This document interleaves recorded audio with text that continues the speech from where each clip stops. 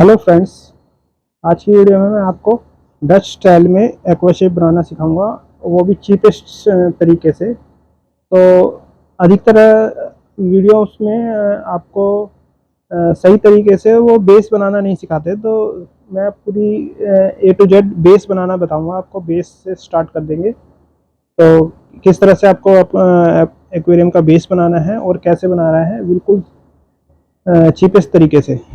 तो चलिए, ये मैंने अपना पुराना टैंक डिस्ट्रॉय किया है, खाली कर लिया है पूरा। इसमें आप देख सकते हैं ये छोटी गिट्टियां हैं, ग्रेवल्स हैं, और ग्रेवल्स के ऊपर ये फिश वेस्ट है सारा।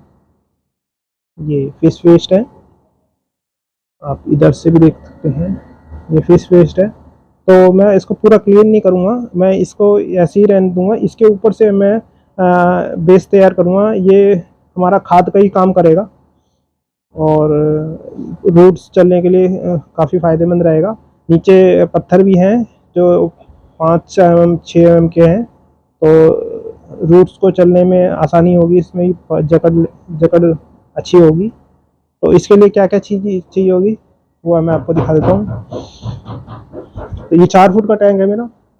ये 4 फुट के टैंक में मैंने ये वर्मी कंपोस्ट 10 किलो मंगाई है, 10 किलो ले रखी है।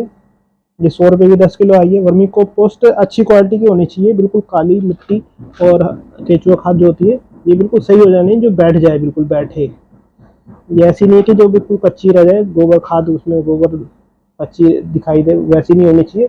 और दूसरा ये ग्रेवल्स छोटे वाले, ये ग्रेवल्स, ये ऊपरी लेयर इसी से बनेगी और अंदर की लेयर इसी से बनेगी। तो चलिए स्टार्ट करते हैं। सबसे पहले हम वर्मी कंपोस्ट को इसमें डालते हैं। तो इस चलिए डालते हैं। तो हमने ये 10 किलो वर्मी कंपोस्ट अच्छी तरह डाल दिए। ये 5 किलो इधर का, 5 किलो है। अब इसको हम फैलाएंगे। तो आप देख सकते हैं इसको, ये हम लकड़ की मदद से इसको हम फैलाएंगे बराबर बराबर।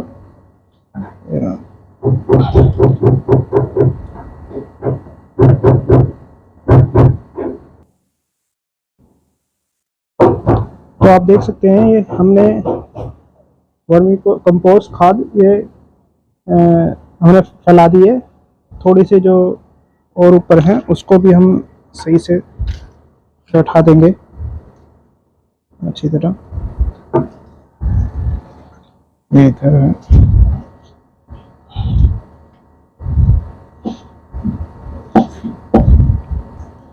ये आप देख सकते हैं, ये 3 इंच की लेयर हो चुकी है। इसमें हमारी 2 इंच की लेयर तो पहले से ग्रेवल्स की और फिश वेस्ट था उसकी हो रखी है, और 1 इंच की लेयर ये बनी हुई है। आप अगर नीचे फिश वेस्ट और ग्रेवल्स नहीं हो तो वर्मी कंपोस्ट खाद आप 20 किलो इस्तेमाल करें, क्योंकि लेयर आपकी काफ़ी थोड़ी सी ऊंची होनी चाहिए, तो प्लांट ज़्यादा अच्छे चलते हैं। अब ये हमारा हो गया है। अब हम इसके ऊपर सैंड डालेंगे, छोटी सैंड। ये हमारी सैंड आ गई है।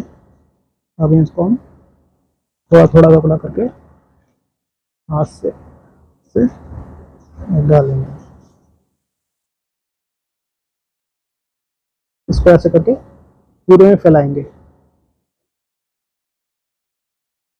तो हमने देख सकते हैं, हमने इसको आधे इंच की लेयर बना दी है, छोटी बजरी की।